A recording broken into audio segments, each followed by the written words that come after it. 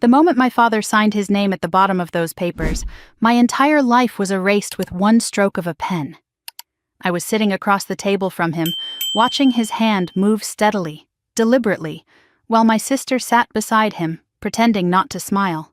There was no shouting, no dramatic argument, no warning, just ink soaking into paper, sealing away the family assets, the company I had helped build, and my identity along with it. When he slid the folder across the table toward my sister and said, "It's done," something inside me went completely still. Not broken, not angry, just silent. They thought that silence meant defeat. They thought I had nothing left to fight with. They believed that by the time I walked out of that room, I was broke, powerless, and finished. What none of them understood was that the moment they thought they had won was the exact moment their collapse became inevitable. Because everything they thought they took from me was only the surface. And within 24 hours, every assumption they made about power, loyalty, and control would unravel in ways they could never have imagined. I didn't cry when I stood up from the table. I didn't argue. I didn't even ask why. I simply closed my folder, thanked my father for his time, nodded once at my sister, and walked out of the conference room like someone who had just finished a routine meeting. My heels echoed down the hallway of the building that still carried my fingerprints in every system, every protocol, every safeguard. The irony was almost unbearable. I had designed half of what kept that company running, yet in their minds, I had just been reduced to nothing. Outside, the late afternoon sun felt too bright, too ordinary for what had just happened. Cars passed, people laughed on the sidewalk. Life continued, unaware that my father had just chosen one daughter over another and called it fairness. I sat in my car for a long moment, hands resting on the steering wheel, breathing slowly. I felt the familiar ache of family betrayal, something I had lived with my entire life, but this time it was different. This time I wasn't scrambling to survive it. I was observing it. Growing up, favoritism had been woven into the fabric of our household so seamlessly that questioning it felt like questioning gravity. My sister had always been the chosen one, the golden child, the one whose mistakes were excused as passion, whose demands were framed as ambition. I was the dependable one, the quiet one, the one expected to carry responsibility without recognition. When our mother died, that imbalance hardened into something crueler. I stepped in where my father withdrew. I managed schedules, handled suppliers, soothed employees, and eventually took on an executive role in the family business, not because anyone asked me to, but because someone had to. For years I told myself it didn't matter who got the praise as long as the company survived. I believed loyalty would eventually be returned. I believed family meant something beyond convenience. I was wrong. The papers my father signed that afternoon transferred ownership of nearly every tangible asset to my sister. Properties, accounts, voting shares, the company itself. On paper, she now controlled everything. On paper, I had been excluded, erased, left completely broke. And on paper, that was exactly how they wanted it to look. When I arrived home that evening, my phone buzzed nonstop. Messages from coworkers who had already heard rumors. A brief text from my sister that simply read, "No hard feelings, this is just business." And one voicemail from my father, curt and rehearsed, telling me he hoped I would understand, and that this decision was for the good of the family. I didn't respond to any of it. Silence had always been my survival skill. This time, it was my strategy. I poured a glass of water and sat at my kitchen table, the same table where I had spent countless late nights reviewing contracts and projections for a company that no longer wanted my name attached to it. The hurt came in waves, sharp and familiar. But beneath it was something steadier. Clarity. They believed they had stripped me of everything that mattered. They believed money and titles were the sum total of power. They had no idea how wrong they were. What my father didn't remember, or perhaps never fully understood, was that years earlier, when the company faced its first major expansion, it was me who had insisted on restructuring the corporate framework. I was the one who pushed for layered governance, compliance triggers, and protective clauses that would activate under specific conditions. At the time, he had waved it off, trusting me blindly, happy to let me handle the details while he focused on appearances. My sister hadn't even attended those meetings. She had been too busy enjoying the lifestyle the business provided. Those systems were still there, quiet, waiting. That night, as the city outside my window settled into darkness, I opened my laptop for the first time since leaving that conference room. I didn't rush. I didn't panic. I logged in with credentials they had never thought to revoke because they never imagined I would need them again. I reviewed dashboards, compliance logs, and partnership agreements, not to act yet, but to confirm what I already knew. Everything they thought they owned sat on a foundation they didn't control. I closed the laptop without making a single change. Sleep came slowly. Memories kept surfacing. Childhood dinners where my sister's voice dominated the room while mine faded into the background. Board meetings where my proposals were acknowledged only when repeated by someone else. Moments where my father's approval hovered just out of reach, always conditional, always shifting. I realized then that this betrayal wasn't sudden. It was simply the most honest expression of who they had always been. The next morning I woke before my alarm, the kind of wakefulness that comes not from anxiety but from resolve. I brewed coffee and stood by the window, watching the city wake up. Somewhere across town my sister was probably celebrating her victory, already planning how to reshape the company in her image. Somewhere else my father was likely reassuring himself that he had done the right thing, that I would eventually accept my place. Neither of them knew that the clock had already started ticking. By mid-morning, messages began circulating internally. Finance teams flagged minor delays. A routine transaction stalled under compliance review. Nothing dramatic, nothing alarming enough to prompt immediate concern, but enough to create discomfort. I heard about it through people who still trusted me, people who knew who had truly kept things running. They didn't know why it was happening. I did. I remained invisible. I didn't go to the office. I didn't call anyone. I let the system do exactly what it was designed to do when governance was breached and fiduciary responsibilities were ignored. What they had triggered wasn't a single event. It was a chain reaction. In the early afternoon, my sister called me for the first time since the signing. Her voice was sharp, irritated. She asked if I knew why certain accounts were acting strange. I told her calmly that I no longer worked there and suggested she speak to legal.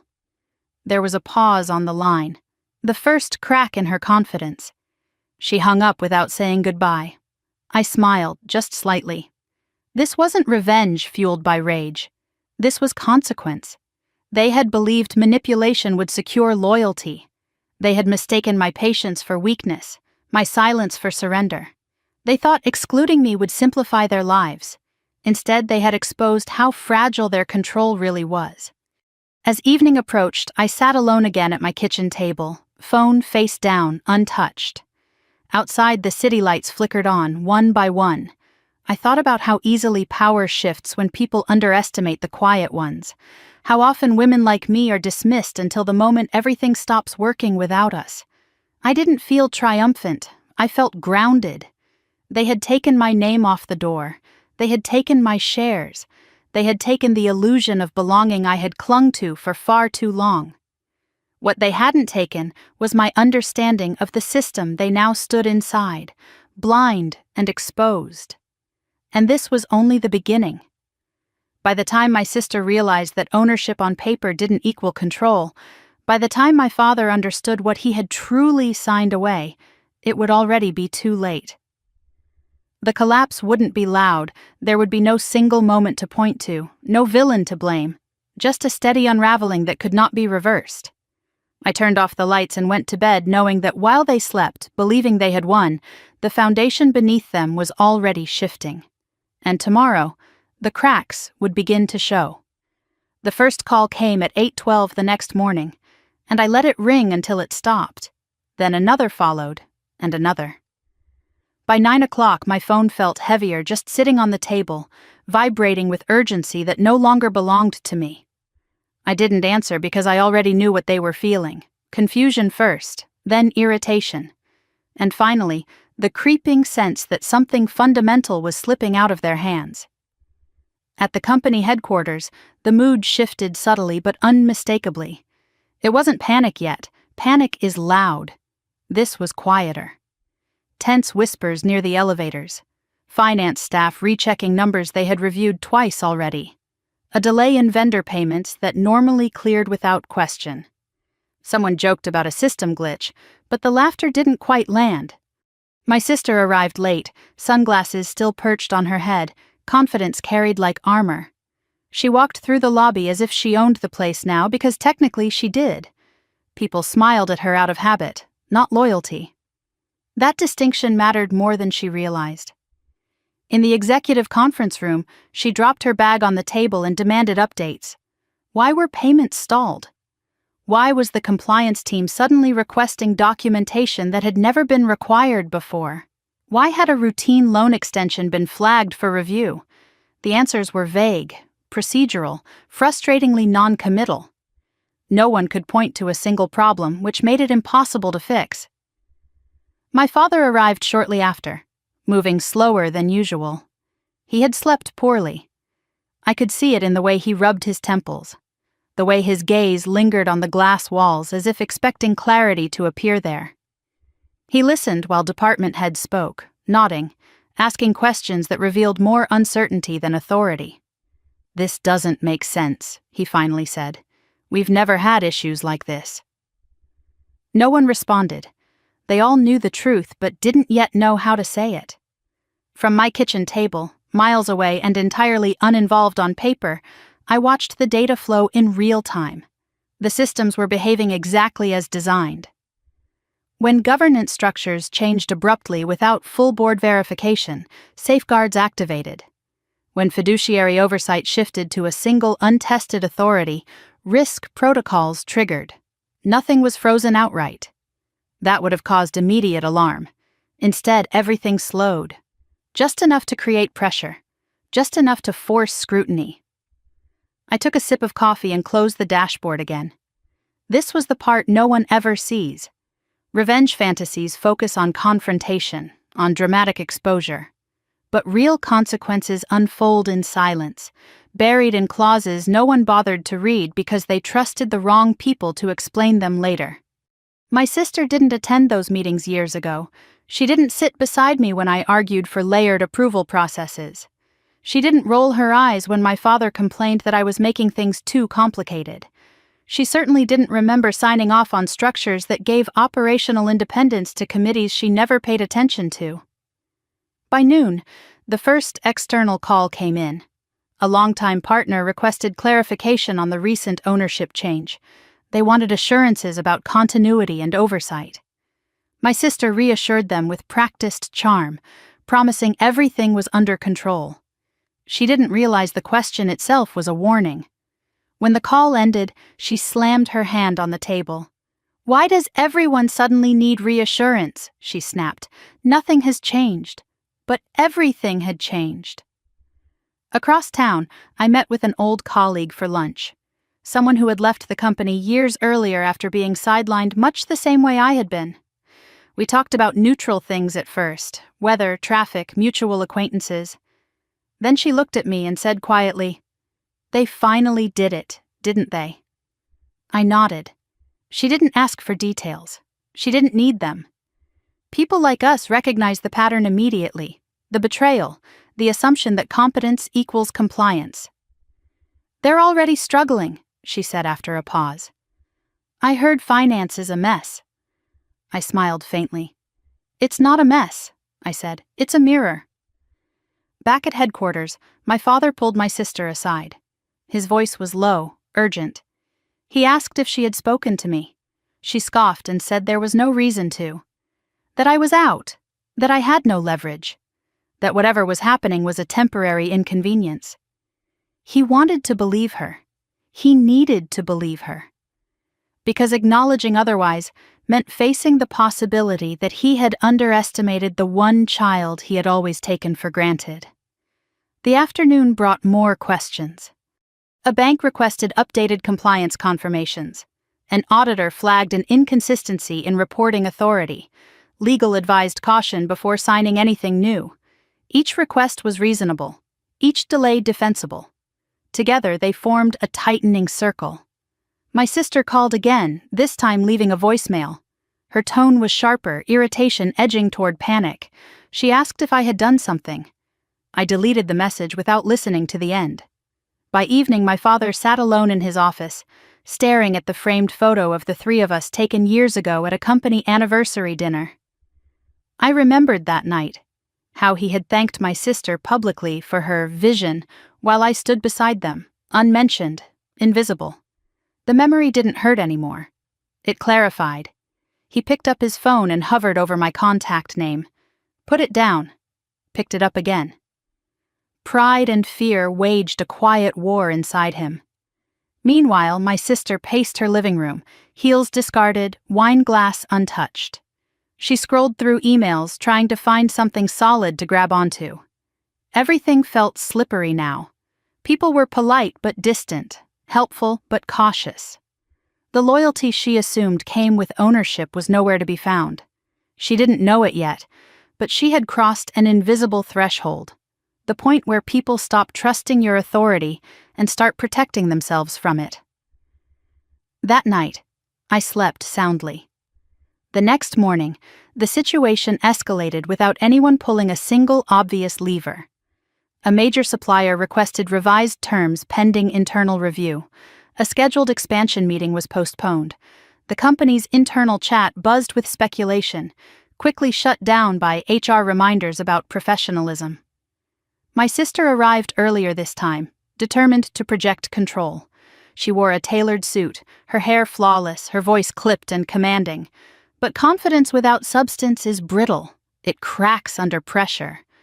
During a closed-door meeting, legal finally said the words she didn't want to hear. There may be an issue with how the transfer was executed, they admitted. Not illegal, but incomplete. Incomplete. That single word sucked the air from the room. My father felt it too.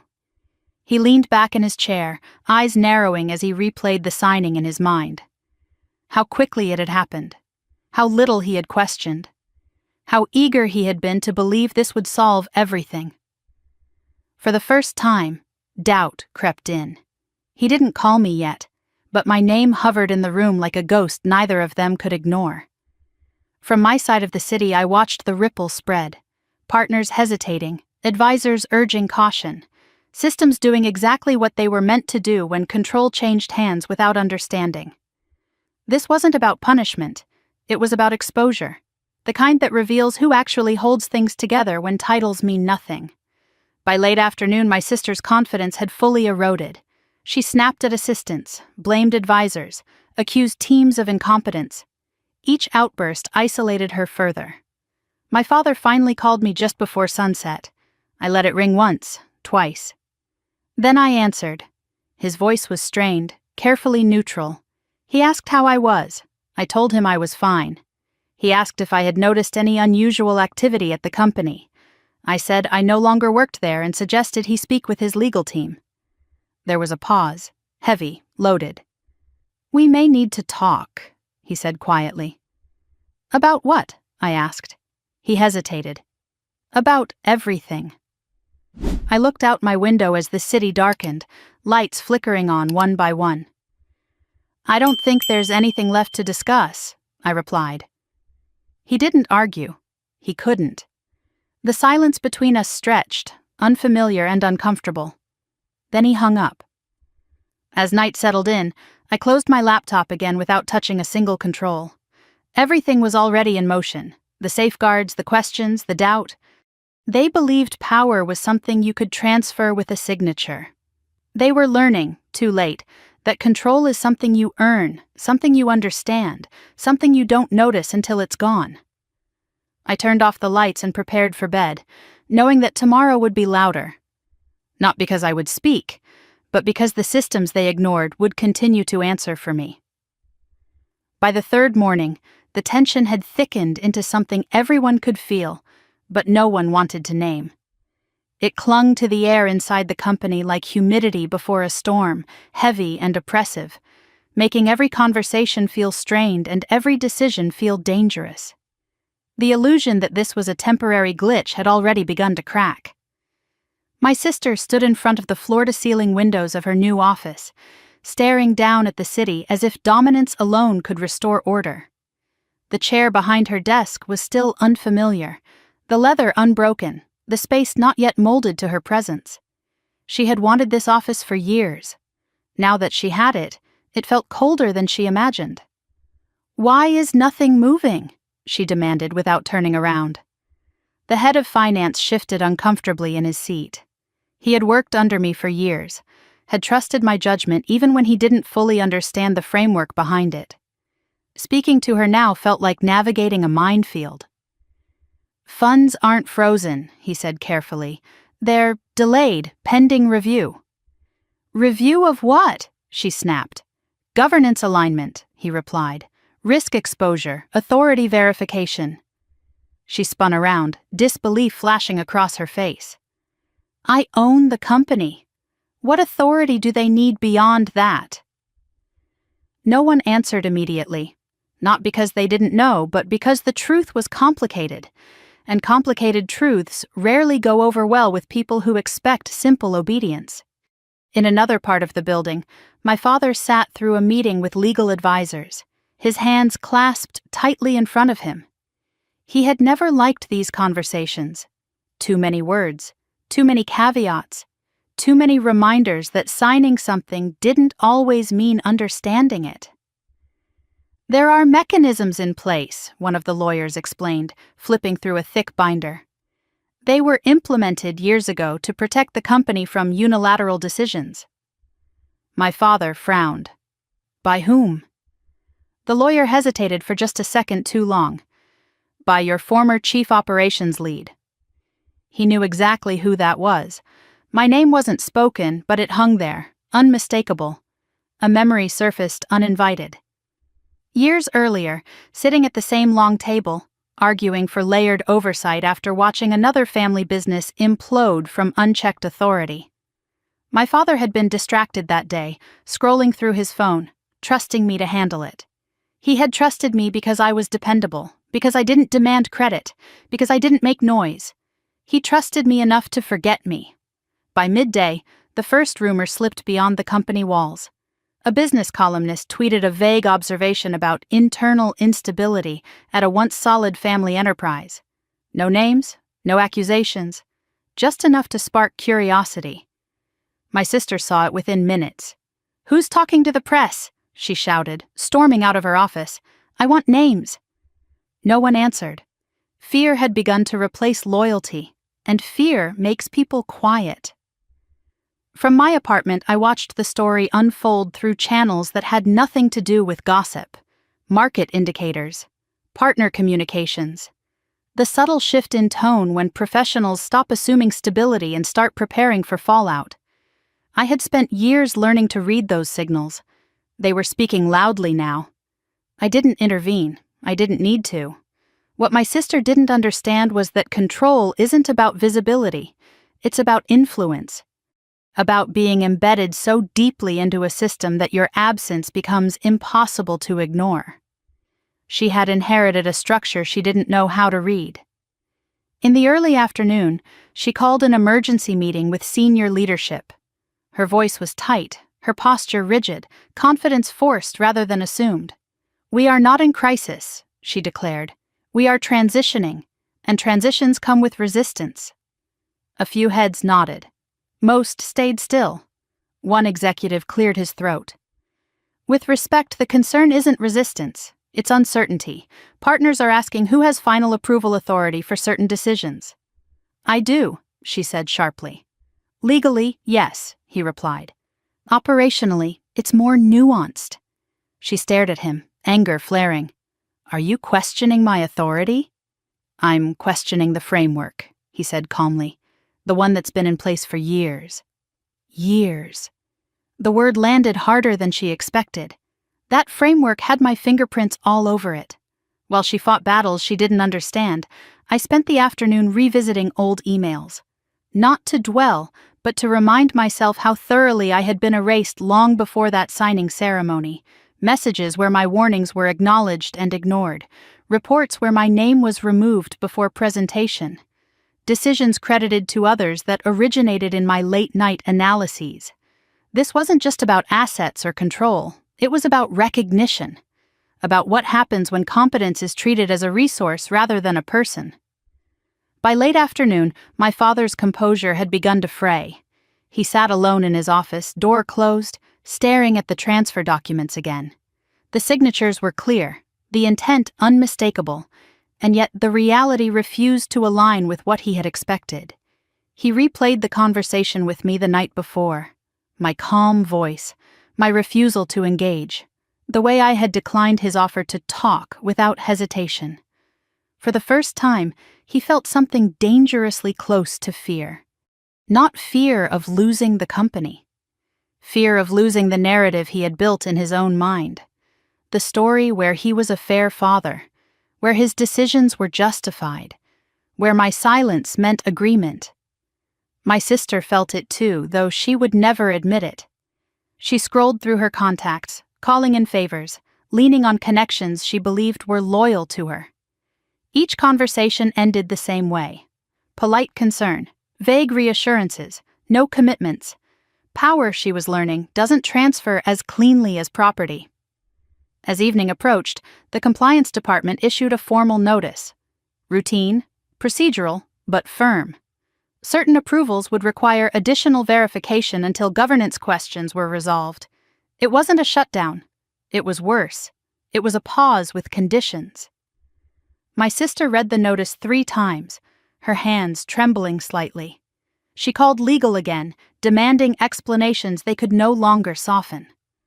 My father watched her from across the room, seeing her not as the confident successor he had envisioned, but as someone drowning in complexity she didn't know how to navigate. He thought of me then, unbidden, of how I had handled crises without theatrics, how things had simply worked. The comparison stung. That night, I received a message from an old board member who had quietly stepped down months earlier. He didn't ask questions. He simply wrote, "I see what's happening. You always knew this day might come." I replied with one sentence, "I prepared for it." He didn't respond. He didn't need to. By the end of the 3rd day, the atmosphere inside the company had changed completely. Conversations were hushed. Decisions deferred. The confidence my sister had worn so easily was gone, replaced by visible strain. My father looked older, smaller somehow, burdened by the weight of a choice he could no longer undo. And still, I remained absent. That absence was doing more damage than any confrontation ever could. As I turned off my lights and prepared for bed, I thought about how often women are taught that silence is weakness, that if we don't fight loudly, we lose. But silence, when chosen deliberately, can be devastating. It forces others to confront their own mistakes without distraction. They believed I had been left with nothing. What they hadn't realized was that I had walked away with the one thing they could never take from me: understanding. And by the time they grasped what that meant, the ground beneath them was already shifting beyond repair. The 4th day began with a meeting my sister hadn't planned for, and my father hadn't been invited to. That alone should have told them how far control had already slipped, but denial has a way of blinding people long past the point of reason. The request came from the Compliance Committee, one of those quiet internal bodies most executives forget exists until it starts asking questions. It wasn't framed as an accusation. It was worse than that. It was framed as routine. A neutral request for clarification regarding governance continuity following a sudden transfer of ownership. Language so calm, so clinical, it made my sister's skin crawl. She read the email twice, then a 3rd time, as if the words might rearrange themselves into something less threatening.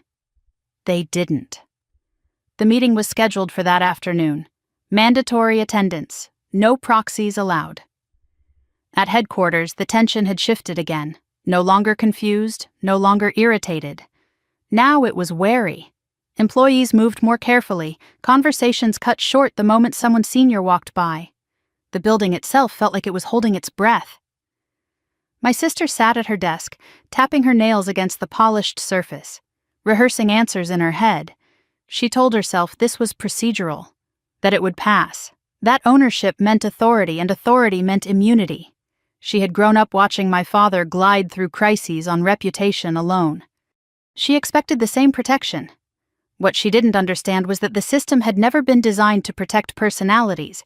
It had been designed to protect the company from them. In a smaller conference room on the 17th floor, the compliance committee assembled. No fanfare, no raised voices, just binders, tablets, and quiet professionalism. My sister walked in with a practiced smile that faded the moment she realized there were no friendly faces waiting for her. The chairwoman nodded politely and gestured for her to sit. "Thank you for coming on such short notice," she said. "We'll keep this efficient." Efficient was not the word my sister would have chosen. They began with simple questions. When was the transfer executed? Who reviewed it? Which safeguards were consulted prior to finalization? My sister answered confidently at first, repeating phrases she had heard my father use for years. Standard procedure, legal oversight, executive discretion. Then the questions narrowed. Had the operational authority matrix been updated? Had risk committees been notified? Had the fiduciary alignment clause been reviewed in light of the ownership concentration? Her answers grew slower, less certain. "I was told everything was handled," she said finally, irritation creeping in. "Are you suggesting it wasn't?" The chairwoman didn't react. "We're suggesting that several protocols were bypassed," she replied calmly. "Protocols that exist for a reason." Across town, my father received a separate email, a request for documentation. His stomach tightened as he read it. This wasn't how things were supposed to go. He had expected some resistance, some adjustment period. He had not expected to be questioned like this. He called his lawyer, voice low and urgent. The reassurance he received was thin, conditional. "It's not a violation," the lawyer said carefully, "but it may be problematic." Problematic was a word my father hated. It implied consequences without clarity. From my apartment, I followed none of it directly. I didn't need to. The patterns were predictable. The moment oversight bodies wake up, the narrative shifts. What was once framed as family business becomes governance risk. Personal decisions become liabilities. That was the point of the structure I had insisted on years earlier. To make sure no single person, no matter how powerful they thought they were, could gamble with something so many people depended on. My sister emerged from the meeting pale and furious. She slammed her office door hard enough to rattle the glass walls. She called legal again, her voice sharp, demanding answers they could no longer soften. "They're acting like I did something wrong," she snapped. "This is harassment." "It's oversight," the lawyer replied cautiously, "and it's within their mandate." "Fix it," she said. "That's what I pay you for." But there were no fixes for this, only processes, slow, unforgiving processes. By early afternoon, word had spread through the building that compliance was involved. That single fact changed everything. Executives who had been hesitant now became guarded. Managers delayed decisions, citing review requirements. Everyone started documenting everything. When oversight enters the room, loyalty leaves it. My father arrived unannounced, his presence usually enough to command attention. Today it barely registered. People nodded respectfully and went back to their conversations. He noticed. It unsettled him more than he wanted to admit. He pulled my sister aside, his voice strained. "What did they say?" She waved him off, pacing. "They're overreacting. This is just bureaucracy." But her eyes betrayed her. She was scared. That fear deepened when an external auditor requested a preliminary review. Not an investigation. Not yet, just a review. The kind that precedes much worse things. My father sat down heavily in a chair, suddenly exhausted. He thought back to the day he signed the papers. How decisive it had felt. How final. He had believed he was restoring balance, correcting what he saw as years of tension between his daughters. Now, that balance felt like an illusion he had shattered.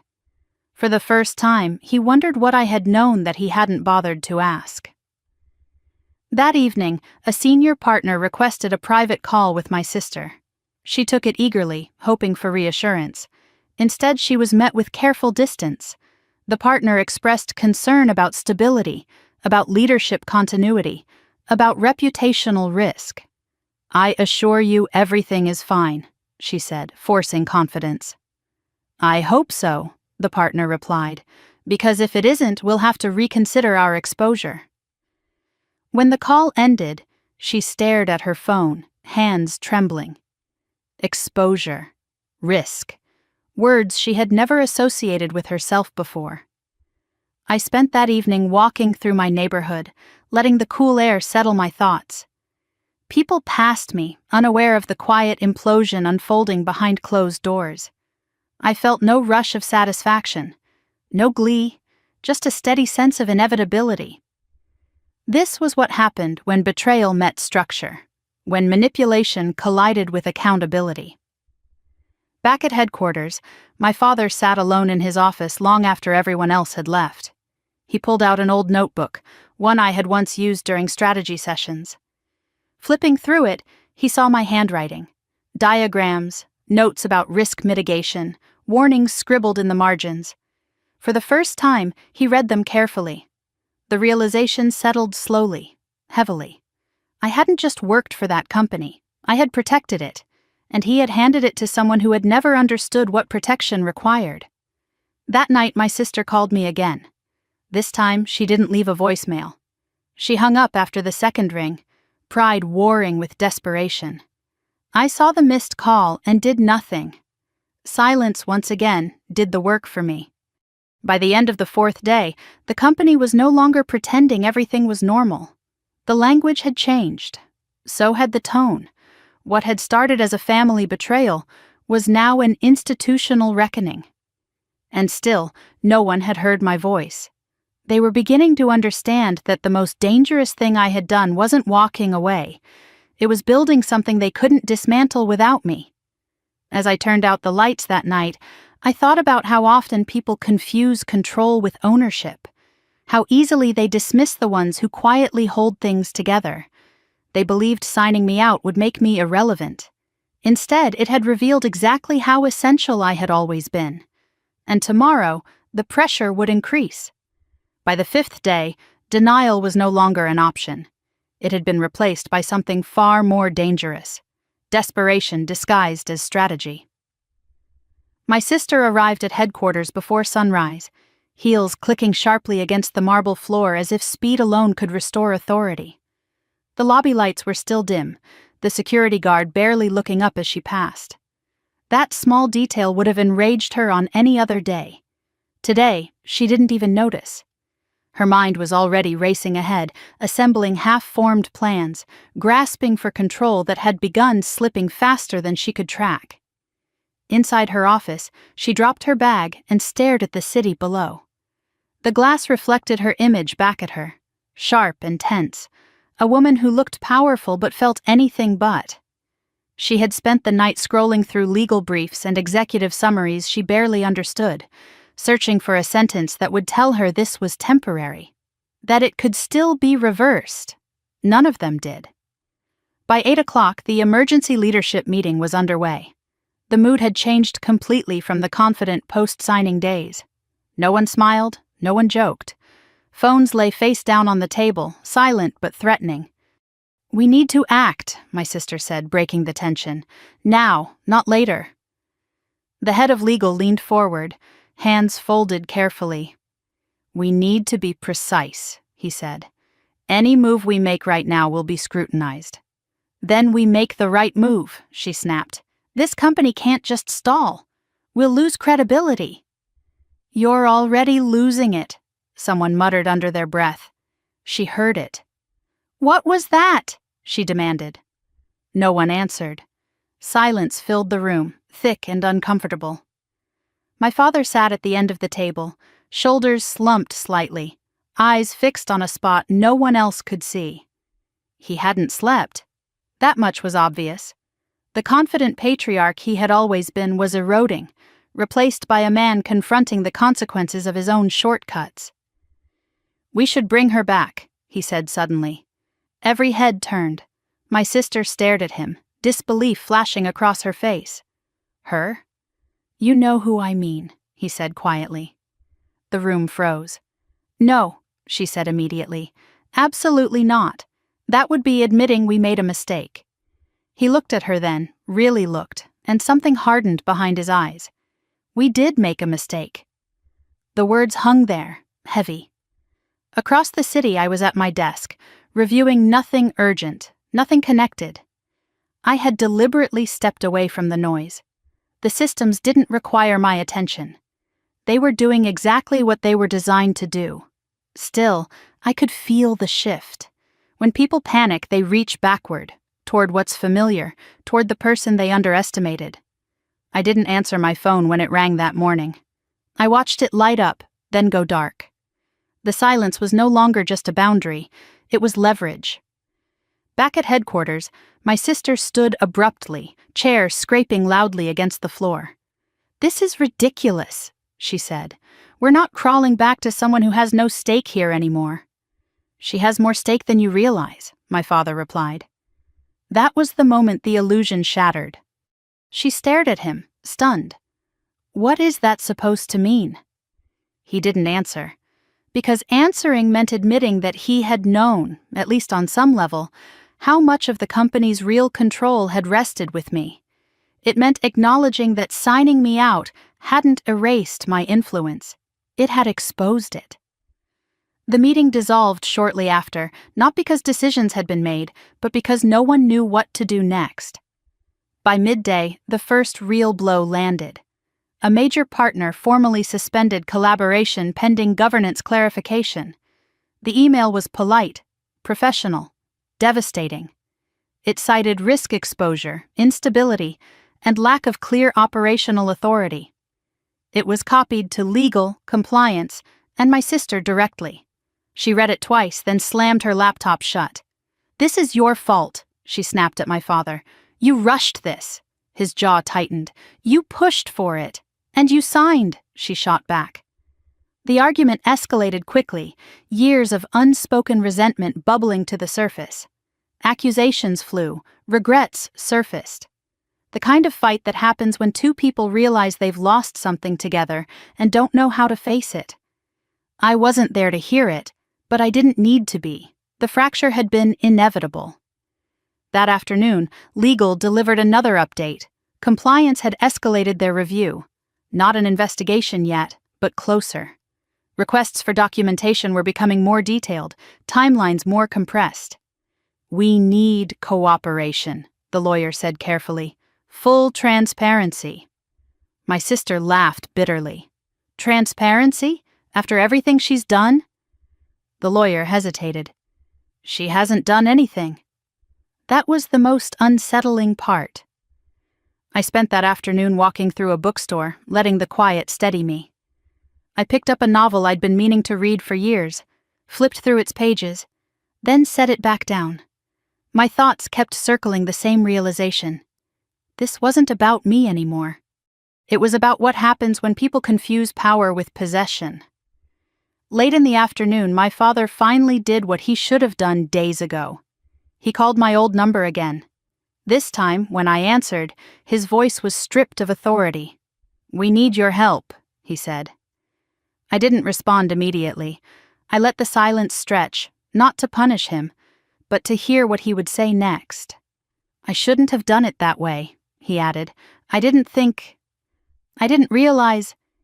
"You didn't want to realize," I said calmly. He exhaled shakily. "Please, just talk to us." "I am talking," I replied. "You just don't like what you're hearing." Another pause. Then, quietly, "What do you want?" The question revealed everything. He still thought this was a negotiation. "I don't want anything," I said. "That's the difference." When the call ended, my hands were steady. My heart was calm. The power dynamic had fully reversed, and not because I had demanded it. At headquarters, my sister paced her office, anger giving way to something closer to fear. She scrolled through her messages, searching for allies. Most went unanswered. Those that did respond offered sympathy without solutions. She finally sent me a message. It was short, careful. "We need to talk." I read it once. Then I set the phone down. That evening, a confidential memo circulated internally, outlining potential restructuring scenarios if governance concerns weren't resolved quickly. It was the kind of document that signals serious trouble without declaring it publicly. People who knew how to read between the lines began quietly updating their resumes.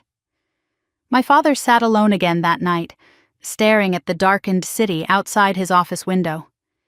He thought of the countless times he had told me to be patient, to wait my turn, to trust him. He wondered when patience had turned into permission.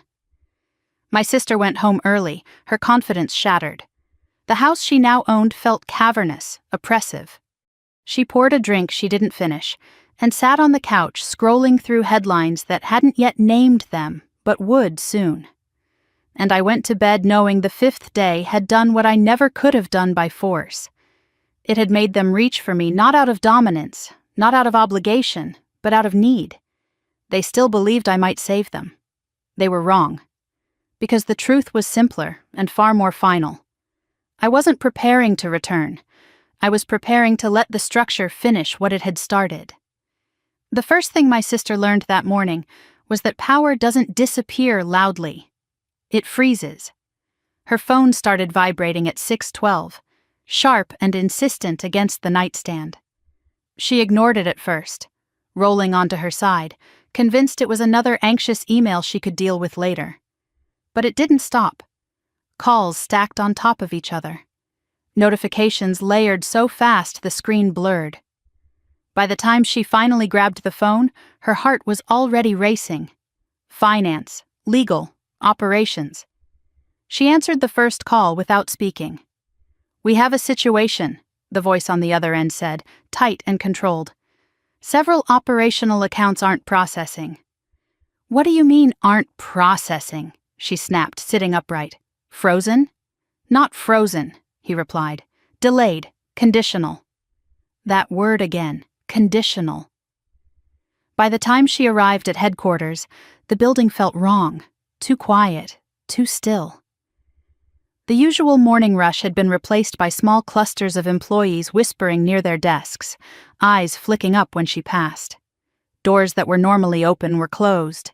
Meetings that should have been running were postponed without explanation. She stormed into her office and dropped her bag on the desk. "I want answers, now!" Within minutes, senior leadership crowded into the room. No one sat comfortably. No one met her eyes for long. "The accounts affected are tied to compliance triggers," the head of finance explained. "They require secondary verification before funds can be released." "Verification from whom?" she demanded. There was a pause, too long. "From the governance committee," he said, "and external oversight." Her chest tightened. "Why would they need to verify anything? I signed the transfer. I own the company." "Yes," he said carefully, "but ownership isn't the same as operational clearance." Across the city, I watched the same data appear on my screen. Red flags, amber delays, confirmation requests stacking neatly in the system logs. Everything was behaving exactly as designed. No alarms, no dramatic shutdowns, just friction. Enough to slow momentum, enough to make people uncomfortable. I didn't touch anything. At headquarters, my father arrived an hour later, summoned by urgency he didn't yet understand. He took in the atmosphere the moment he stepped inside, the way people avoided eye contact, the way conversations stopped when he approached. "What's going on?" he asked quietly. My sister launched into an explanation that grew less coherent the longer she spoke. Delays, reviews, overreach, bureaucracy. She blamed compliance. She blamed advisors. She blamed timing. He listened, jaw tight, then turned to legal. "How serious is this?" The lawyer hesitated. "It's not a crisis," he said, "but it could become one if we don't address the underlying concerns." "What concerns?" my father pressed. Governance continuity, the lawyer replied. Concentration of authority, fiduciary safeguards. My father felt a chill run through him. Those words were uncomfortably familiar. Years earlier, I had insisted on those safeguards. I had argued that family businesses collapse not because of markets, but because of unchecked control. He had agreed in theory, then forgotten the details the moment they became inconvenient. Now, those details were back. By mid-morning, the freeze began spreading. Not total, strategic. Certain transactions processed without issue. Others stalled without explanation. Vendors called asking why payments were late. Banks requested clarification on authorization chains. Every answer generated more questions. My sister paced her office like a caged animal. "This is sabotage," she hissed. "She did this." "No," legal said quietly. "This is automated." That made it worse. Across town, I closed my laptop and went for a walk. The day was clear, ordinary. People lined up for coffee. A dog barked somewhere down the block. It was strange how normal everything felt while a company I had once given everything to began quietly suffocating under its own assumptions. I wasn't angry. Anger would have rushed things. This required patience. Back at headquarters, an emergency call came in from the bank. A risk officer requested an immediate discussion regarding exposure reassessment. The language was formal, polite, devastating. My sister listened, her face draining of color. "You're pulling support?" "We're reviewing support," the officer corrected. "Pending clarification." Clarification. Another word that sounded harmless until it wasn't. She hung up and turned on my father. "Call her," she said sharply. "This is out of control." He hesitated. "You said she had no leverage." She glared at him. "Just call her." He didn't. Not yet. Pride and fear twisted together inside him, locking his hands at his sides. By noon, an internal memo circulated. Operations were instructed to pause non-essential expenditures. Human resources canceled onboarding for 2 new hires. Marketing delayed a campaign launch. Small decisions, each one reasonable on its own. Together they sent a clear message. Something was wrong. Employees felt it. Partners felt it. The company felt it. And still no one could point to a single person responsible. In the early afternoon, my sister tried again.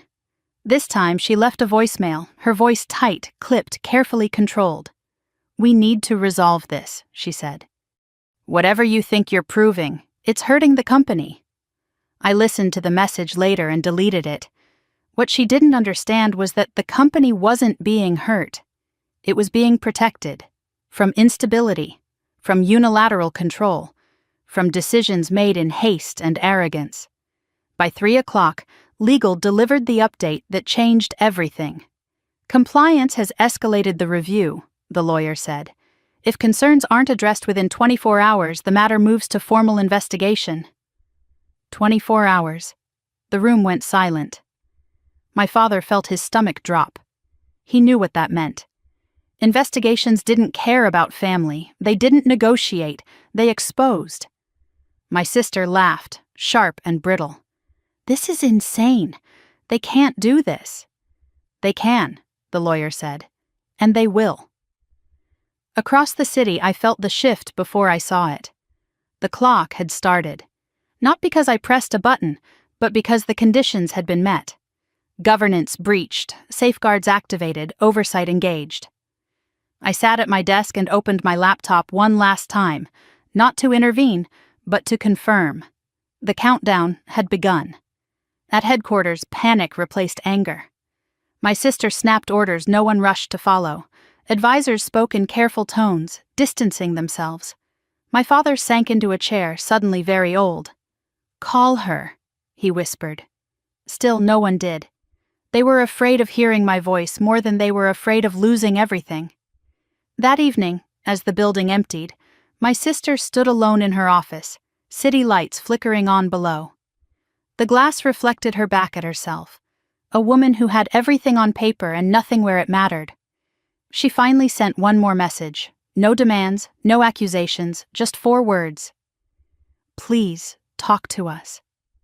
I read it in the quiet of my apartment, the city humming softly outside my window. I didn't feel satisfaction. I felt certainty. I replied with nothing. The silence was answer enough. By nightfall, the company was no longer functioning on momentum. It was holding its breath. Every decision deferred, every risk magnified. The systems that had once kept it safe were now holding it still, waiting for accountability that wasn't coming. My father went home early. My sister stayed late, staring at documents she didn't understand, realizing too late that control had never lived in signatures or titles. And I went to bed knowing that the 24 hours ahead would change everything. Not because I would act, but because I already had. The call came just after sunrise, the kind of call that carries weight before a single word is spoken. I was standing in my kitchen, barefoot on cold tile, coffee untouched on the counter, when my secure line lit up. I didn't rush to answer it. I already knew what it would be about. Instead, I watched the city wake through the window, the slow, ordinary rhythm of people who had no idea how quickly power was shifting behind closed doors. When I finally picked up, I didn't say hello. "They've started calling each other," my attorney said. "That stage always comes before the cracks turn into breaks." I closed my eyes briefly. Not in relief, in focus. By mid-morning, the family company was no longer whispering. It was bleeding confidence in plain sight. Department heads were requesting emergency approvals that never came. Legal was fielding inquiries they couldn't fully answer. Finance was stuck in a loop of conditional clearances and escalating reviews. Every process that once flowed smoothly now stalled at invisible checkpoints. No alarms, no explosions, just friction, everywhere. My sister had slept in her office, fueled by caffeine and denial. By the time she stepped into the executive conference room, her makeup was flawless, her suit immaculate, but the cracks were visible to anyone who knew where to look. Her hands trembled when she lifted her tablet. Her voice came out sharper than necessary. "This is sabotage," she said again, louder this time, as if volume could make it true. "Someone is interfering." The room didn't respond the way it used to. No nods, no murmured agreement. Just careful faces and measured silence. The chief compliance officer cleared his throat. "We've traced the triggers. They're not external," she spun on him. "Then explain it." "They're internal safeguards," he said. "Legacy ones." My sister froze. "What do you mean, legacy?" He hesitated, then chose his words with surgical precision. "They were implemented years ago, before the ownership transfer. They're designed to activate when certain authority thresholds are crossed without corresponding approvals." "Whose approvals?" she demanded. Again that pause. "Not yours," he said quietly. Across town, I sat at my desk and listened to the live update through my secure feed. Not audio, data. The system was behaving exactly as it had been built to behave. Calm, impersonal, unmoved by titles or tantrums. My father arrived shortly after, summoned by urgency and fear. He looked smaller than I remembered, his shoulders drawn in, his confidence leaking away with every unanswered question. He took a seat at the head of the table out of habit, then realized too late that the habit no longer fit. "What's happening?" he asked, his voice lower than usual. No one rushed to reassure him. My sister spoke instead, her words tumbling over each other. "It's temporary, just procedural delays. We'll resolve it." My father turned to legal. "Is that true?" The lawyer inhaled slowly. "It depends." "On what?" "On whether the governance issues are addressed." My father's face tightened. "What issues?" The lawyer opened a folder. "Concentration of control, absence of counterbalance, breach of fiduciary continuity." Each phrase landed like a stone.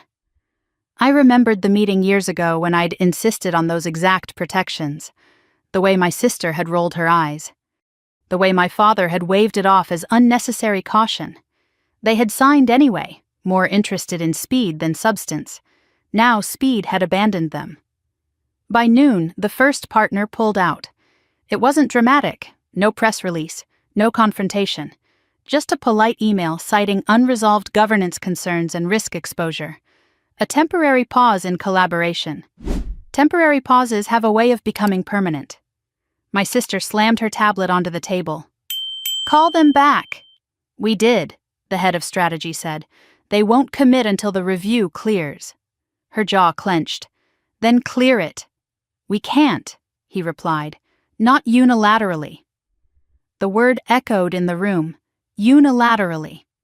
For the first time, my sister looked at my father not with confidence but with accusation. You said this wouldn't happen. My father didn't answer. He was staring at the documents in front of him, his hands slack at his sides, recognition dawning too late. He had signed away assets and authority without understanding the difference between ownership and control. Across the city, I stood and walked to the window. The sun was higher now, light glinting off glass and steel. Somewhere in that skyline was the building where I'd once worked late into the night, solving problems no one credited me for, building structures no one bothered to understand. They had taken my name off the door. They hadn't taken my architecture. In the early afternoon, the board demanded an emergency session. Not a family discussion, a formal one. My sister paced the hallway outside the boardroom, phone pressed to her ear, leaving voicemails that grew more desperate with each attempt. Advisors who once answered on the first ring now let calls go to voicemail. Consultants sent assistants. Assistants sent emails. Inside the boardroom, the atmosphere was brittle. The chair opened with careful neutrality. We need clarity. My sister launched into a defense that sounded rehearsed but hollow. She spoke of vision, of leadership, of decisiveness. She avoided specifics. She avoided the words that mattered. When she finished, the chair turned to legal. Can you confirm that the current structure complies with governance requirements? The lawyer hesitated. As it stands, no. My sister's head snapped up. What? The safeguards were designed to prevent unilateral consolidation of power without multi-tier approval, the lawyer continued. Those approvals were not obtained. My father felt the room tilt, but the transfer was legal. It was, the lawyer said. Legality is not the same as sustainability. Silence followed. Heavy. Unforgiving. I received the notification seconds later.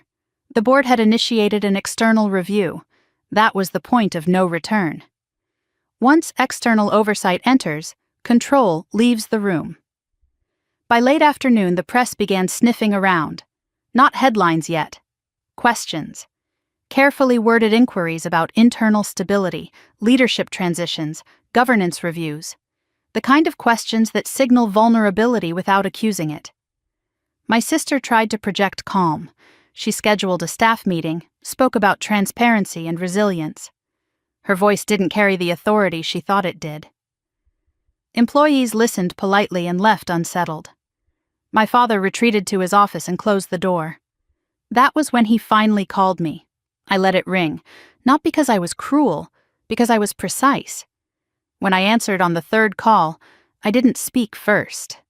Please, he said, his voice breaking through the line. We need to talk. I leaned back in my chair. About what? This chaos, he said. We didn't know. We didn't understand. I almost laughed, almost. You didn't want to understand, I said quietly. There's a difference. He swallowed. Your sister is overwhelmed. She wanted everything, I replied. This is what everything looks like without structure. Can you help? He asked. There it was. Not apology, not accountability, a request. I am helping, I said, just not the way you expected. He was silent. You thought I was broke, I continued, that I had nothing left. You were wrong. His breath caught. What did you do? I prepared, I said simply.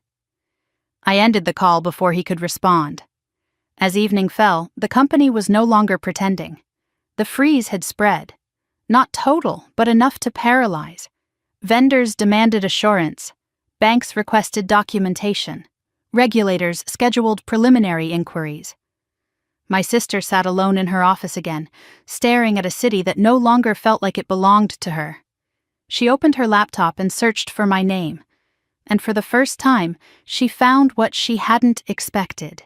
Shell entities, advisory boards, strategic partnerships that predated the transfer, quiet agreements that placed real authority outside the structures she had seized. She closed the laptop slowly, dread pooling in her stomach. They hadn't taken everything. They had taken the surface. I stood in my apartment as night settled, the city lights blinking on one by one. My phone buzzed again. A message from my sister this time. Short, uncharacteristically restrained. "We need to fix this." I didn't respond, because by then it was already broken beyond repair.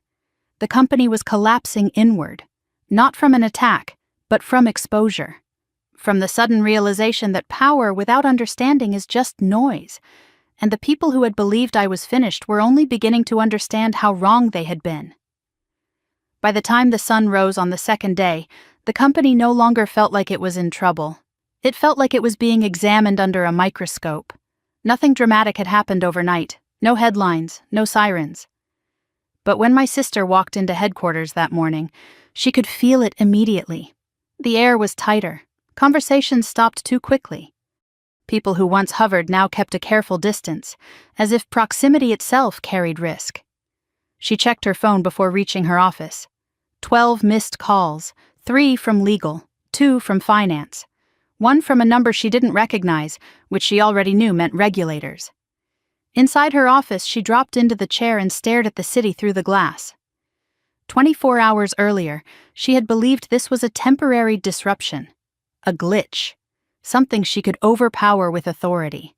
Now she understood something was fundamentally wrong. At 9 sharp, compliance requested her presence. Not a meeting she had called. One she couldn't cancel. The room was small, deliberately so. No long table, no grand chairs. Just 4 people and a screen displaying a list of flagged transactions. "We need clarification," the compliance director said calmly. Several movements initiated after the asset transfer triggered risk indicators. "They're routine," my sister replied quickly. "Expansion costs, vendor consolidation." The director nodded. "Individually, yes. Collectively, they form a pattern." "What pattern?" "Extraction without reinvestment," he said. "That raises fiduciary concerns." My sister leaned forward. "I own the company." "That addresses authority," he replied. "Not obligation." Across town, I watched the same flags light up in sequence. This was the stage I had anticipated but never rushed. When people take everything at once, they reveal their priorities. Systems notice. By late morning, the board reconvened without my sister present. That alone sent a message. My father was invited. He sat stiffly at the table, hands folded, eyes darting from face to face. These were people he had known for years, people who had once deferred to him. Now they spoke in careful, neutral tones that offered no comfort. "The review is expanding," the chair said. "We need to discuss contingency." "Contingency for what?" my father asked. "For leadership instability." The words landed hard. "This is temporary," he insisted. "My daughter is capable." "Capability isn't the issue," the chair replied. "Governance is." My father felt the weight of that word press into his chest. Governance, the thing he had dismissed as paperwork, the thing I had obsessed over, the thing that now held his empire in suspension. By noon, the banks escalated. What had been requests became requirements. What had been courtesy became caution. Lines of credit were reviewed, exposure limits adjusted, conditions attached. My sister tried to reassure herself by calling contacts she believed were loyal.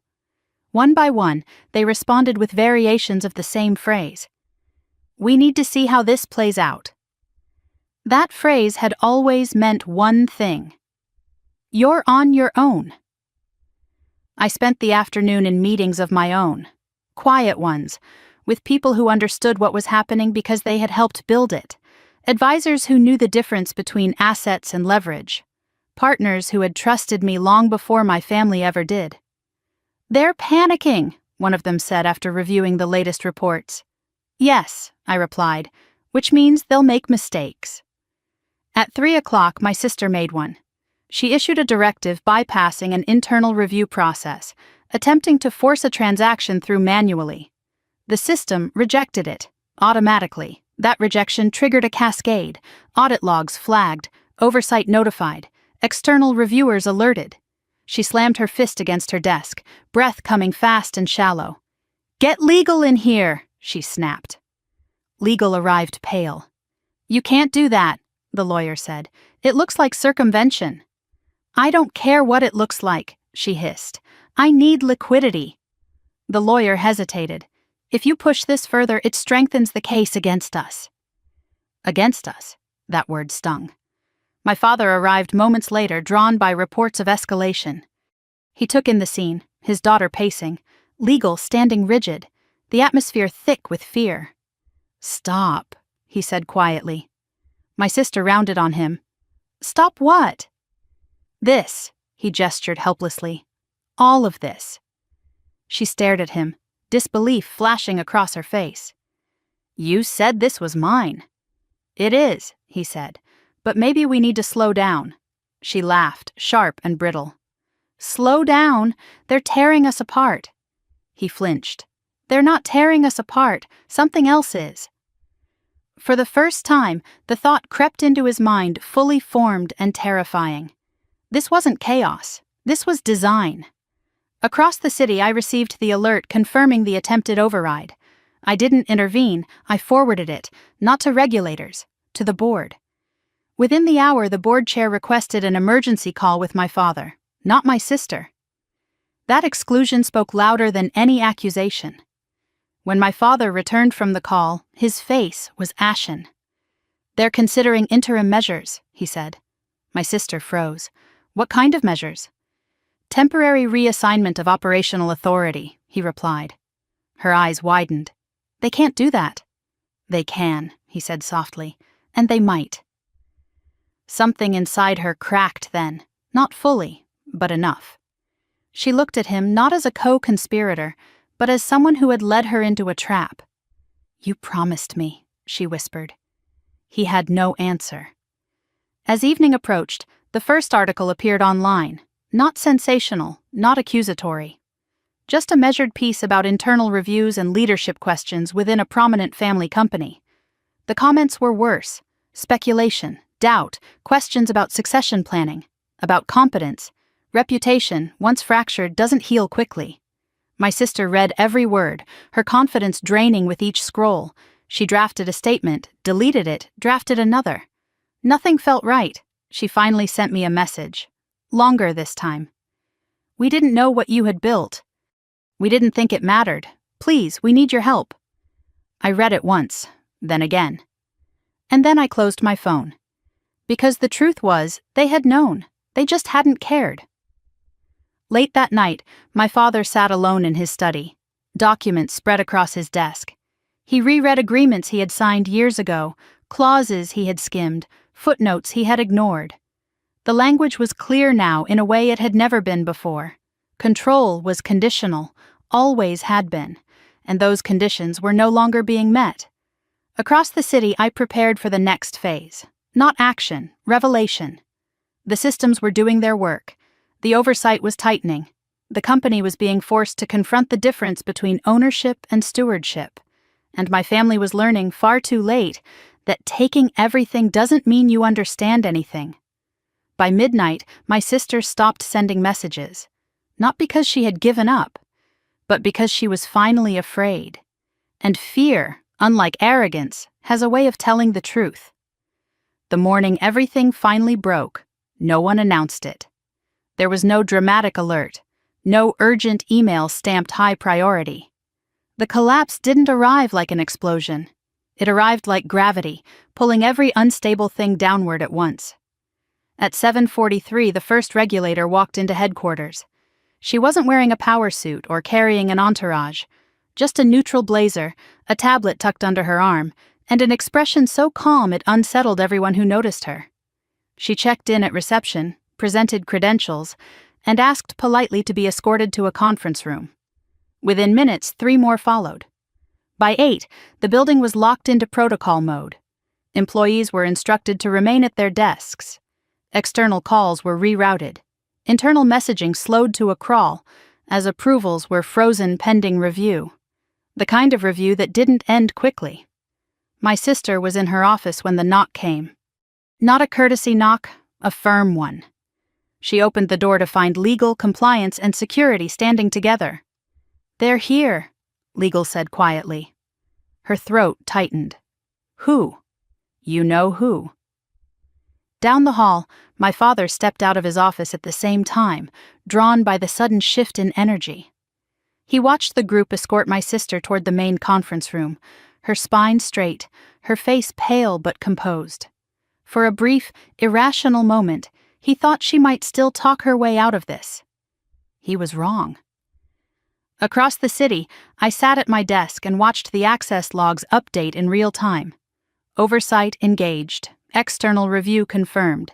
Temporary authority suspension pending findings. I exhaled slowly.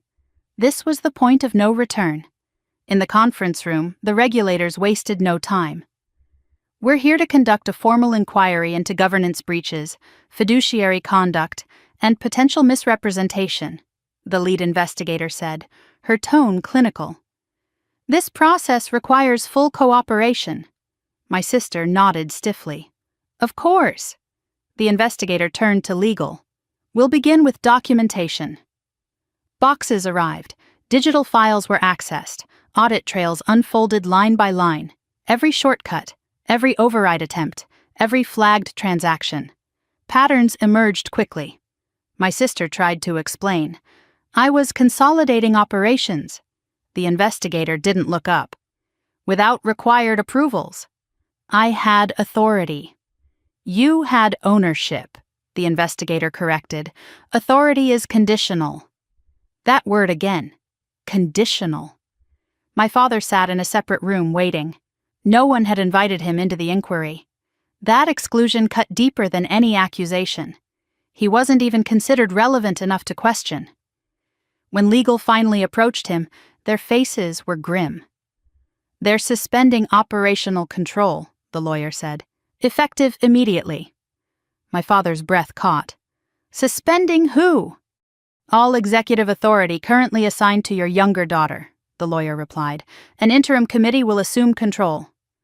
The floor seemed to tilt beneath him. "What about me?" he asked. The lawyer hesitated. "Your previous role was advisory. That status is under review."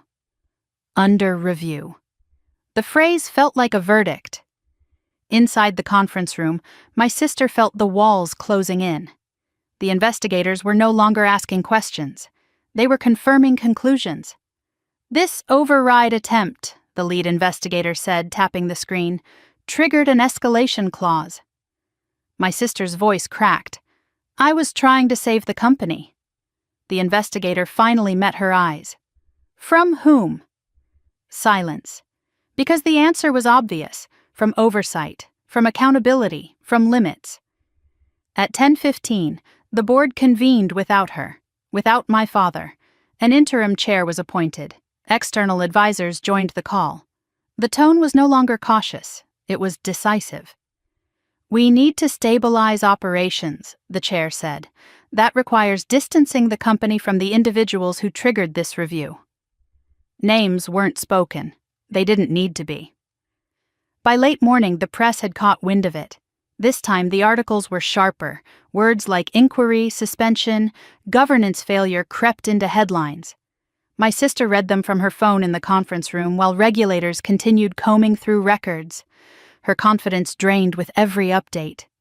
At noon, she finally asked the question she'd been avoiding. "Can I call her?" she whispered to Legal. Legal shook his head. "Not now."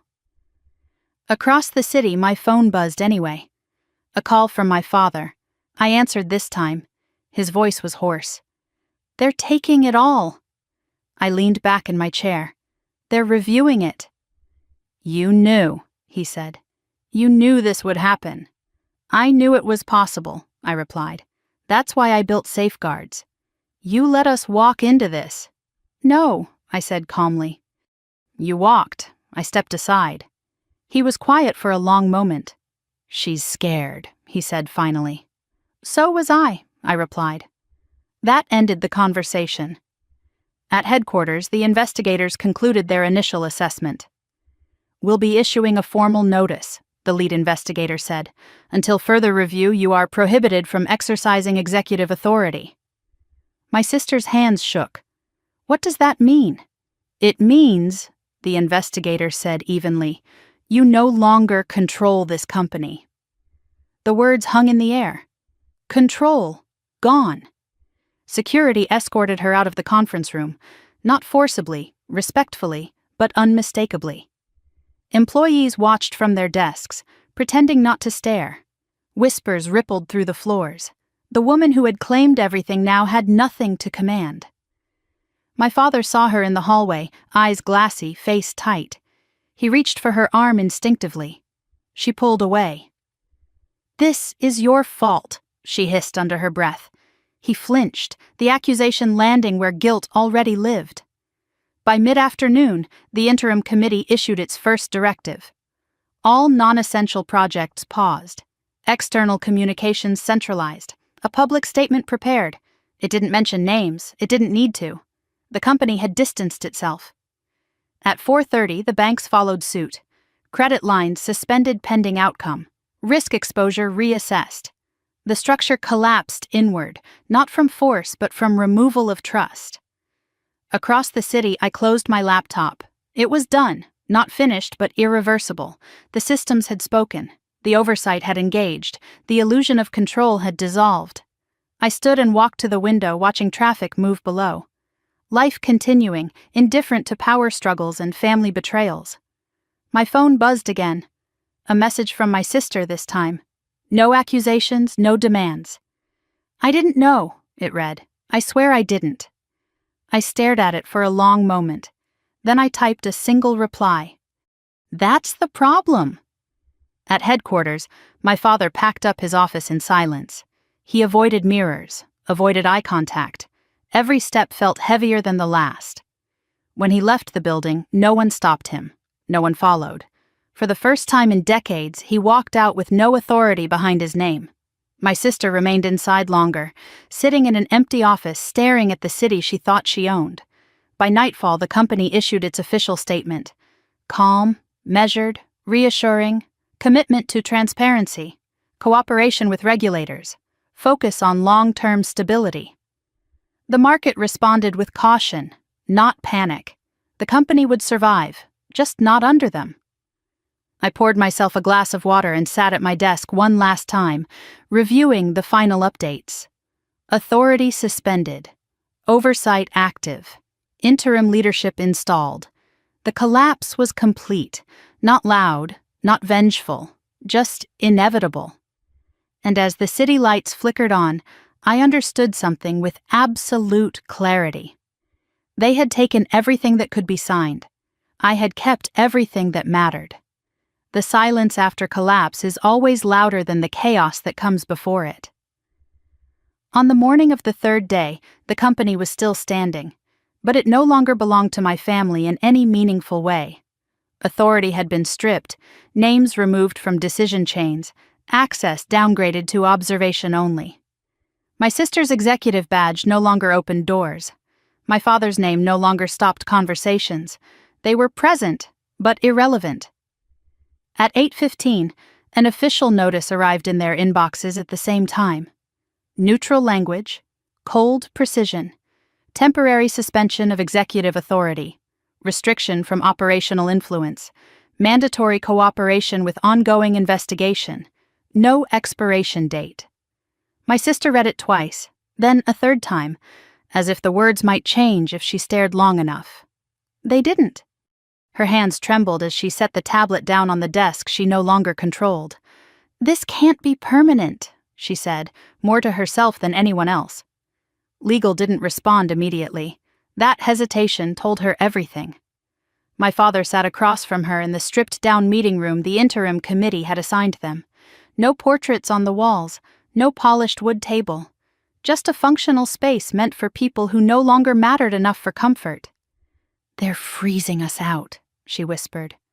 My father nodded slowly. "They're protecting themselves. For years you told me I was ready," she snapped, "that I deserved this." "I thought you did," he said quietly. She laughed, sharp and brittle. "You thought, you didn't know." The words landed between them like broken glass. Across the city, I watched the same conversation summarized in legal notes. No audio, no emotion, just timestamps and outcomes. The system didn't care about regret. It only recorded consequence. By mid-morning, the interim committee issued its next directive. An external management firm would assume day-to-day control until the investigation concluded. All strategic decisions required dual approval. Family involvement suspended indefinitely. Indefinitely. That word had weight. My sister stood abruptly. "We need to do something." My father looked up at her, exhausted. "Like what?" "Like fighting back." "With what?" he asked. "We don't have leverage." She opened her mouth, then closed it. For the first time since the transfer, she had no answer. At 10:30, she tried to call one of the board members she'd once considered an ally. The call went to voicemail. She left a message, careful and restrained, promising cooperation and stability. No one returned it. The realization settled slowly but completely. They weren't waiting for her to recover. They were waiting for her to disappear. Across town, I attended a meeting of my own. Quiet. Private. The kind of meeting my family never believed mattered. Advisors, partners, oversight liaisons. "The review is proceeding faster than expected," one of them said. "The override attempt accelerated things."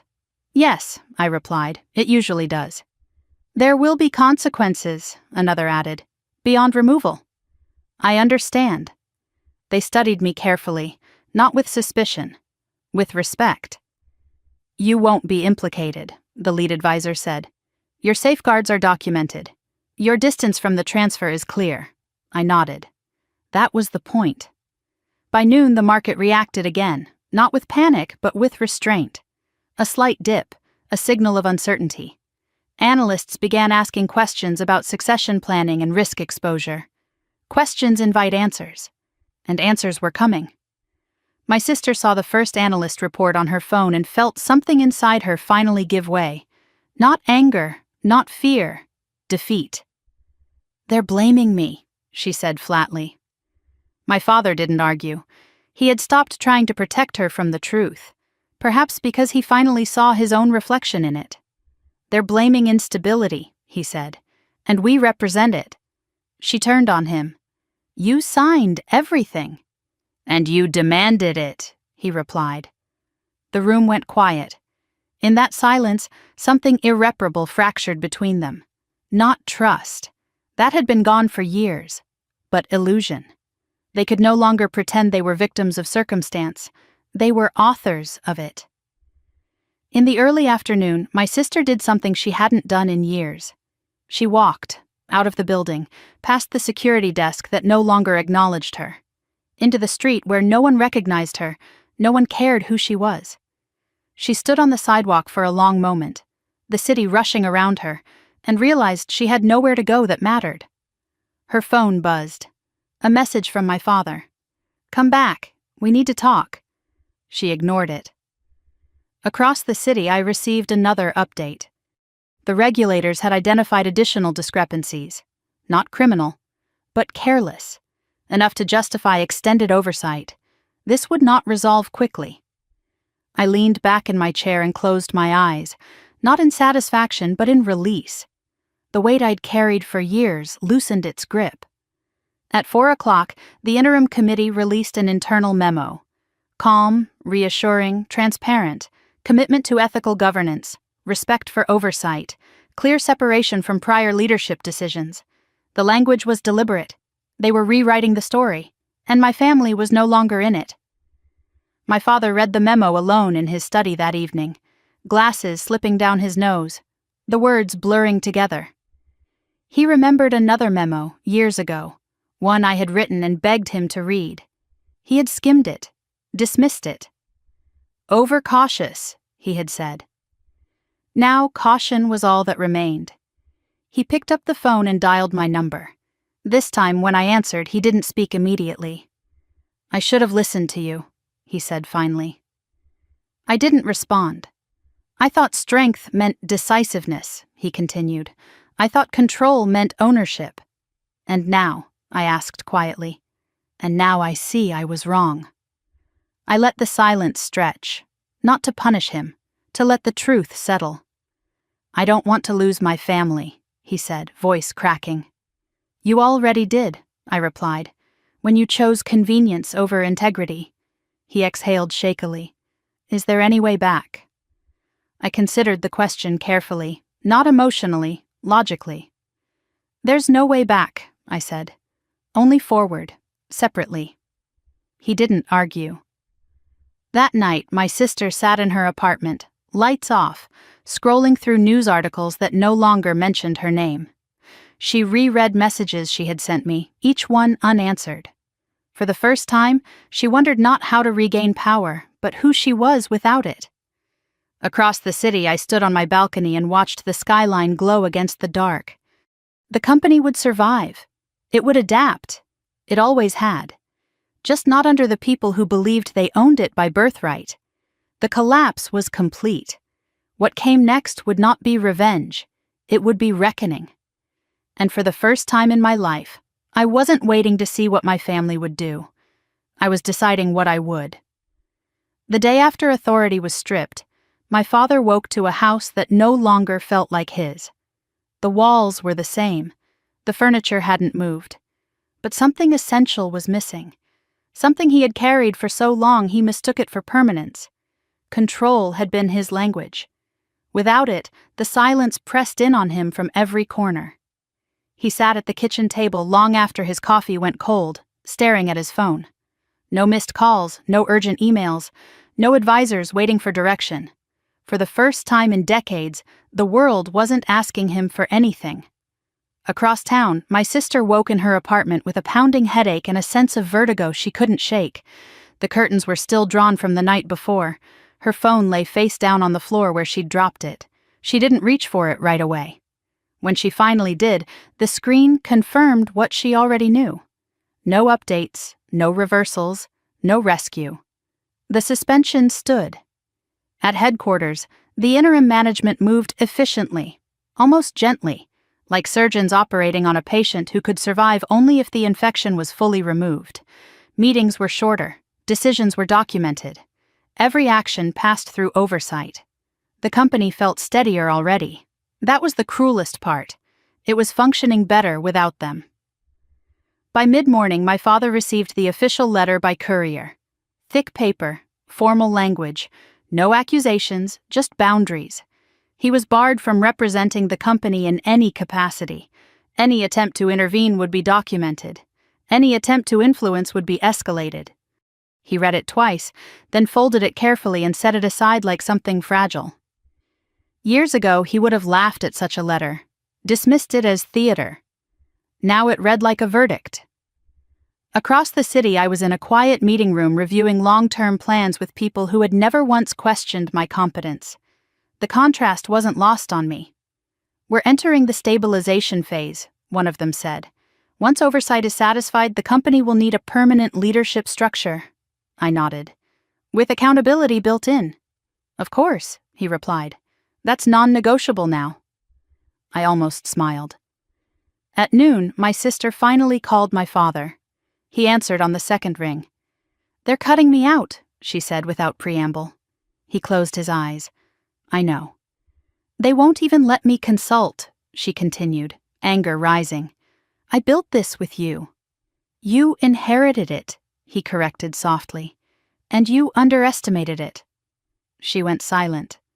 I tried to protect you, he added. I thought giving you everything would keep you safe. Safe from what? She snapped. From being me, he said. That stopped her. Across town, I received a message from one of the oversight liaisons. The investigation was moving toward its final assessment. Findings would be released internally within days. No criminal charges, no scandals, just confirmation of what everyone already knew. That the collapse had been avoidable. That arrogance had done what markets never could. In the afternoon, my sister did something unexpected. She went back to the building. Security stopped her at the entrance. "I just want my things," she said, her voice flat. They checked their list. After a moment, they nodded and escorted her upstairs. She walked through hallways she had once ruled, now just another person passing through. Desks hummed with quiet efficiency. People glanced up, then back down. No glares, no sympathy, indifference. She gathered personal items from her office slowly. A framed photo of her and my father from years ago. A plaque with her name and title engraved in metal. She hesitated over the plaque, then left it behind. It no longer meant anything. My father, meanwhile, drove without destination for hours. Past neighborhoods he no longer recognized. Past offices that no longer welcomed him. He replayed moments he had dismissed, warnings he had ignored. My voice, calm and persistent, echoed in his mind. Safeguards matter. Structure matters. Power without balance collapses. He had heard me. He just hadn't listened. As evening fell, he finally pulled over and called me again. This time, I answered immediately. "I'm not calling about the company," he said quickly. "I know that's gone." I waited. "I'm calling about us," he continued. "About what's left." I leaned against my desk, looking out at the city lights. "That depends." "On what?" "On whether you're ready to stop defending what you did," I said, "and start understanding it." He swallowed. "I failed you." The words landed differently than any apology before them, not because they were perfect, but because they were unguarded. "I made you invisible," he continued. "I convinced myself it was practicality, it was favoritism." I didn't interrupt. "And when your sister demanded everything, I chose speed over wisdom," he said. "I chose her noise over your silence." My chest tightened, but I kept my voice steady. Silence wasn't absence, it was preparation. "I see that now," he whispered. Across town, my sister sat alone on her couch, the apartment too quiet, too empty. She scrolled through old photos, moments when power had felt like identity. She stopped at one image of the three of us years ago. She looked happy in it. So did I.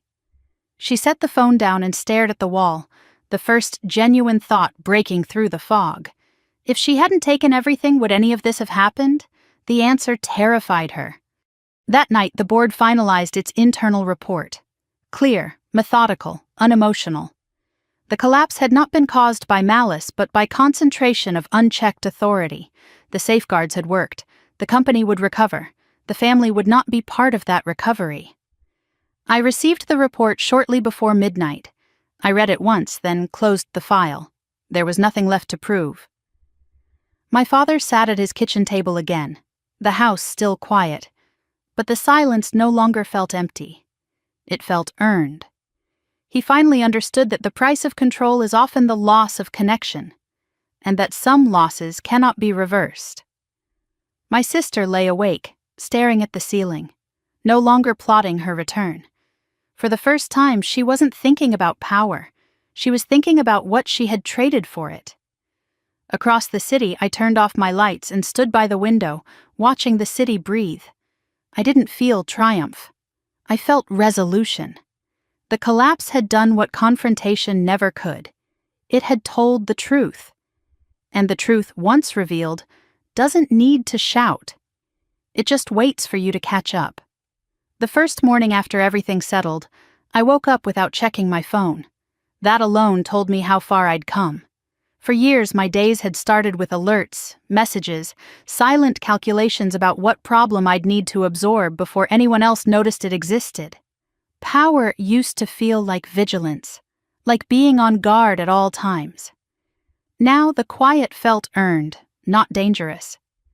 Sunlight spilled through the windows of my apartment, soft and unhurried. The city moved below me, indifferent to family empires and corporate collapses. That was the most grounding truth of all. The world keeps going, whether you cling to control or finally let it go. I brewed coffee and stood by the window, watching people cross the street with purpose that had nothing to do with me. Somewhere in those buildings, the company was stabilizing under interim leadership. Processes were being rebuilt, trust was being renegotiated, and my family was no longer part of that equation. The final report arrived mid-morning. No accusations, no dramatic language, just conclusions. The asset transfer had been legal but reckless. The concentration of authority had violated governance safeguards. Oversight had functioned as designed. Corrective measures were justified and complete. I closed the document and archived it. That chapter of my life was officially finished. Later that afternoon, my father requested one last meeting. Not at an office, not through lawyers. At a quiet cafe near the river, a place we used to go when I was younger, before business consumed everything. I agreed. He arrived early, standing when he saw me, unsure whether to hug me or keep his distance. He chose distance. It was the right choice. "Thank you for coming," he said. I nodded and sat across from him. "Say what you need to say." He looked older, not frail, but stripped of the armor he'd worn for decades. Without authority, he was just a man facing the consequences of his choices. "I won't defend what I did," he began, "or what I allowed." I listened without interrupting. "I confused peace with silence," he continued. "I thought as long as there was no conflict, everything was fine. I ignored the cost." I stirred my coffee slowly. "And now?" "And now I know silence can be preparation," he said quietly, "and noise can be destruction." I met his eyes for the first time. Understanding that doesn't undo what happened. "I know," he said. "I'm not asking for restoration. I'm asking for acknowledgement." I considered that, not emotionally, honestly. "You acknowledged it," I said. "That's as far as this goes." Relief flickered across his face, mixed with sadness. He nodded, accepting the boundary without protest. We talked a little longer. About nothing important. The weather, the river, old memories that no longer hurt, just existed. When we stood to leave, he hesitated. "Your sister. She's struggling." "I know," I said. "Will you ever speak to her again?" I didn't answer immediately. The truth deserved precision. "Not while she believes power entitles her to people," I said. He nodded again. There was nothing left to argue. That evening my sister sent me one final message. No apologies, no demands, just a statement. "I'm starting over." I stared at the words for a long time. Then I replied, "So am I." And that was it. No reconciliation montage, no dramatic forgiveness. Just separation, clean and final. The weeks that followed were quiet in a way that felt unfamiliar at first. I was invited to consult on the company's long-term restructuring, but I declined formal involvement. My work had always lived behind the scenes. I preferred it there. Instead, I focused on building something new. Not an empire, not a legacy defined by control, a structure defined by clarity. I started advising firms on governance design, on the kind of safeguards people only appreciate after everything goes wrong. I spoke about balance, about accountability, about how silence can be a strategy and restraint can be power. People listened, not because of my name, because of what I understood. Sometimes, late at night, I thought about the moment my sister believed she had taken everything from me. How convinced she was that ownership meant victory. How certain my father was that speed mattered more than structure. They never saw the architecture beneath their feet. That was the lesson. You can take titles. You can seize assets. You can rewrite paperwork. But if you don't understand where real control lives, you're only borrowing power on borrowed time. And borrowed power always comes due. Now, when I wake up, I don't brace for impact. I don't wait for permission. I don't measure my worth against someone else's approval. I move forward with intention, because silence didn't make me weak. It made me ready. If you've stayed with this story until the end, maybe it's because something in it felt familiar. Maybe you've been underestimated, overlooked, quietly erased by people who assumed your silence meant surrender. It doesn't. Sometimes silence is where the real work happens. If this story resonated with you, I'd love to hear your thoughts.